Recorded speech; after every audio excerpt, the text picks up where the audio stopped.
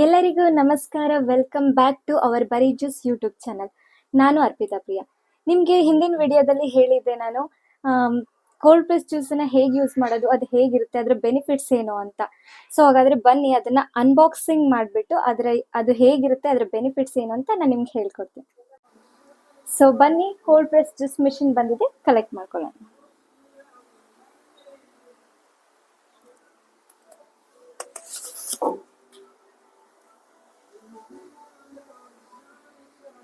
So ಇವಾಗ cold press juice machine ಬಂದಿದೆ. ಇದನ್ನ ಅನ್ಬಾಕ್ಸ್ ಮಾಡೋದಕ್ಕೂ ಮುಂಚೆ ಇದರ ಕೆಲವೊಂದು ಇನ್ಫಾರ್ಮೇಷನ್ನ ನಾನು ನಿಮಗೆ ಶೇರ್ ಮಾಡ್ತೀನಿ.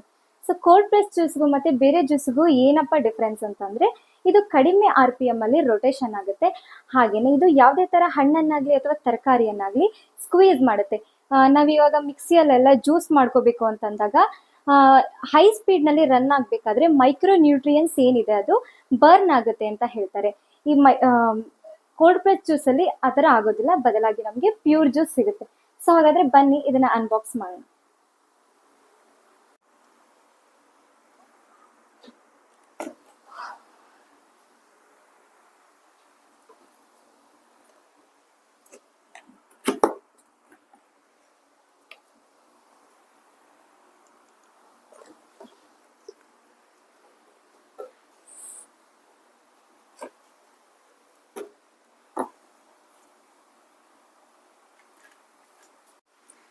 ಕೋಲ್ಡ್ ಪ್ರೆಸ್ ಜ್ಯೂಸ್ ಮೆಷಿನ್ ಜೊತೆ ಬುಕ್ಲೆಟ್ ಮತ್ತು ಮ್ಯಾನ್ಯುವಲ್ ಆ್ಯಂಡ್ ರೆಸಿಪಿನ ಕೊಟ್ಟಿದ್ದಾರೆ.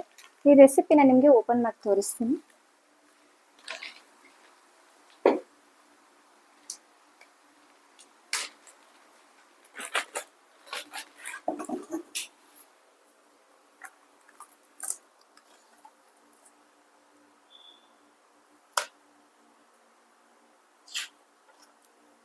ಎಲ್ಲ ಥರ ರೆಸಿಪಿ ಕೂಡ ಇದೆ.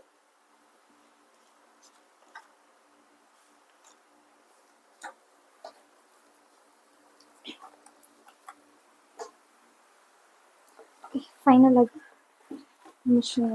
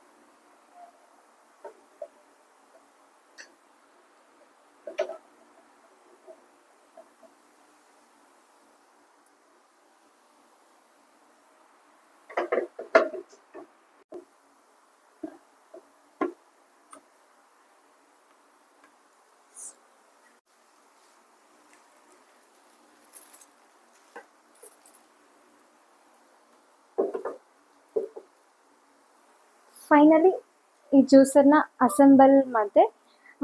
ಸೊ ಮುಂದಿನ ವಿಡಿಯೋದಲ್ಲಿ ನಾನು ನಿಮಗೆ ಇದರಲ್ಲಿ ಹೇಗೆ ಜ್ಯೂಸ್ನ ಮಾಡೋದು ಅಂತ ಹೇಳ್ಕೊಡ್ತೀನಿ.